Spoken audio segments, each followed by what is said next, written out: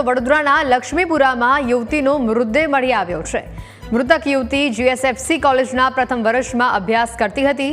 પ્રાથમિક તપાસમાં 7મા માળેથી કૂદીને તેણે આત્મહત્યા કરી હોવાનું સામે આવ્યું છે।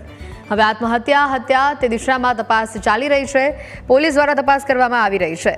સહયોગ સ્પેસ કોમ્પ્લેક્સના બેઝમેન્ટમાંથી યુવતીનો મૃતદેહ મળી આવ્યો હતો। લક્ષ્મીપુરા પોલીસ, ક્રાઇમ બ્રાન્ચ તેમજ એફએસએલની ટીમ તપાસમાં હાલ જોતરાઈ છે। મૃતક યુવતીનો પરિવાર પણ ઘટના સ્થળે દોડી આવ્યો હતો। મોડી રાત્રે કોમ્પ્લેક્સના પાછળના દરવાજાથી યુવતી આવી રહી હોવાના એક સીસીટીવી ફૂટેજ પણ હાથે લાગ્યા છે। યુવતી કમર્શિયલ બિલ્ડિંગમાં કેવી રીતે આવી તેની પણ તપાસ હાલ કરવામાં આવી રહી છે। મહિલાની ડેડ બોડી બિલ્ડિંગના બેઝમેન્ટમાં ફ્લોર પર મળી છે। જે અનુસંધાને ત્વરિત લક્ષ્મીપુરા પોલીસની ટીમ અને અધિકારીઓ અહીંયા પહોંચી ગયેલા હતા।